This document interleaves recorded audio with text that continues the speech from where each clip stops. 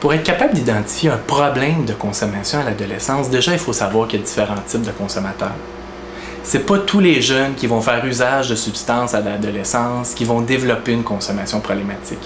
On pourrait situer les jeunes consommateurs sur un continuum qui va du jeune qui consomme pas du tout aux jeunes qui consomment pratiquement tous les jours.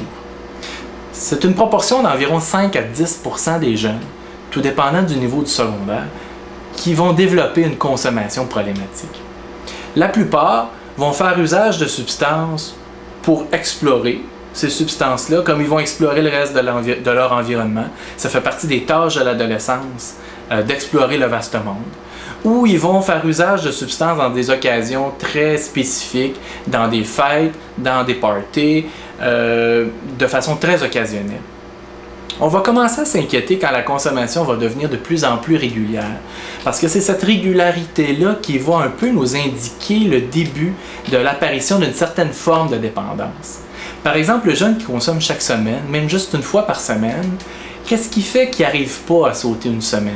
Qu'est-ce qui fait qu'il a besoin de cette consommation-là, semaine après semaine après semaine? Évidemment, la fréquence après ça va y être pour beaucoup. Le jeune qui va consommer une fois ou deux par semaine va généralement être capable de limiter sa consommation à la fin de semaine, tandis que le jeune qui va commencer à consommer 3 et 4 jours par semaine et plus, là, va commencer à empiéter sur les jours d'école, peut-être même va débuter une consommation à l'école. Et là, l'impact sur les sphères de vie va commencer à être de plus en plus présent.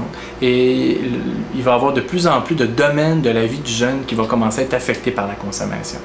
Les relations familiales ne seront plus comme avant.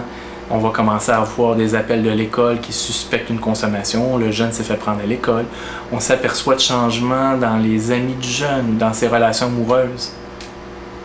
Et c'est l'apparition de ces difficultés-là qu'on a de la difficulté à expliquer qui peuvent être un signe supplémentaire d'une difficulté liée à la consommation.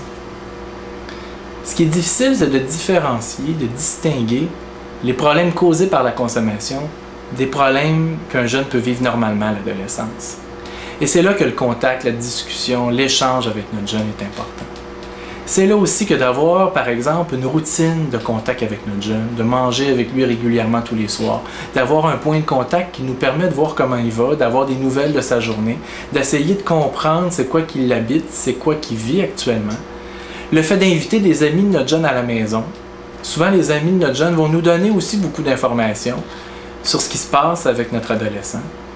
C'est ces informations-là qui vont souvent nous permettre d'avoir une meilleure idée, une meilleure compréhension des causes des difficultés qu'on voit tout d'un coup apparaître, puis d'être capable d'avoir une impression sur la consommation actuelle de notre jeune.